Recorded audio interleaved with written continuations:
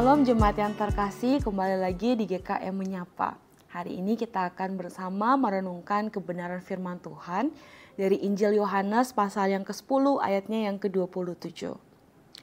Injil Yohanes pasal 10 ayat yang ke-27, firman Tuhan berkata, "Domba-dombaku mendengarkan suaraku dan aku mengenal mereka dan mereka mengikut aku." Bapak Ibu Saudara, nats yang barusan saya bacakan mengingatkan kita tentang hubungan kita dengan Tuhan yang digambarkan seperti hubungan domba dan gembalanya. Tuhan Yesus menyebutkan kita sebagai domba-dombaku. Dalam Alkitab, domba digambarkan sebagai binatang yang lemah, binatang yang gampang tersesat dan sepenuhnya bergantung kepada gembalanya. Bapak Ibu Saudara, ini menggambarkan kita sebagai manusia yang berdosa. Kita sebagai manusia yang hidup tanpa Tuhan, yang tidak bisa menyelamatkan diri kita sendiri. Namun, Tuhan Yesus sebagai gembala yang baik. Dia sebagai gembala yang baik, dia mengenal kita secara pribadi. Dia memanggil kita dengan suaranya dan bahkan memimpin kita untuk menuju hidup yang kekal. Dalam Yohanes pasal 10 ayat 27 tadi, Tuhan Yesus berkata, "Domba-dombaku mendengarkan suaraku."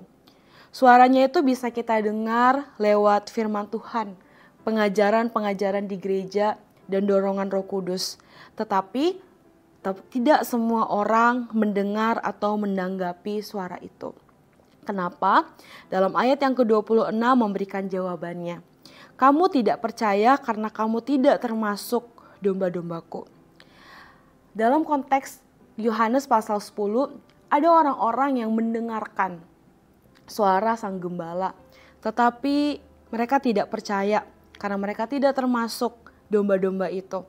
Karena hati mereka belum dibuka oleh Tuhan, akan sulit mengenali suaranya, akan sulit mengenali suara sang gembala.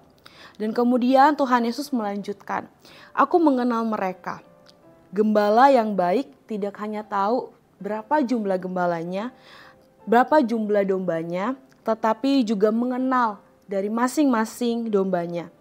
Itu berarti sang gembala yang tahu masing-masing dombanya, itu tahu kebutuhan, tahu kelemahannya, bahkan dosa-dosa yang tersembunyi. Begitulah Tuhan kita. Dia mengenal kita lebih dalam dari siapapun, dan meski kita sering jatuh, dia tetap mengasihi kita.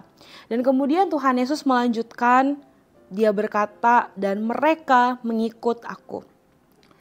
Mengikut Tuhan Yesus bukan hanya soal taat mengikuti berbagai hal, tetapi menunjukkan bahwa kita adalah miliknya. Kita adalah milik Kristus.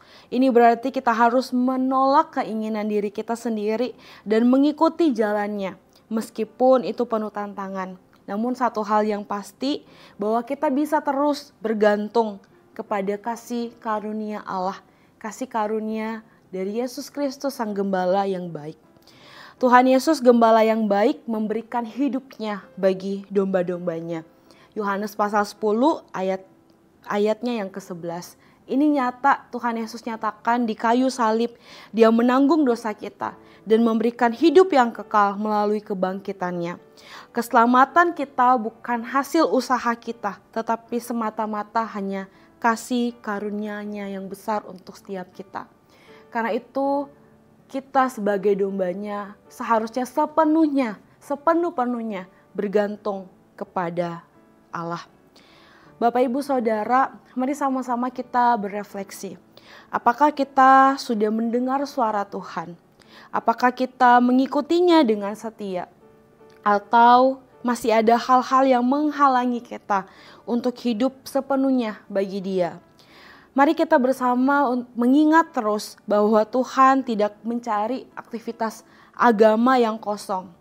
Tuhan tidak hanya mau kita sekedar taat dengan mengikuti seluruh aktivitas-aktivitas rohani.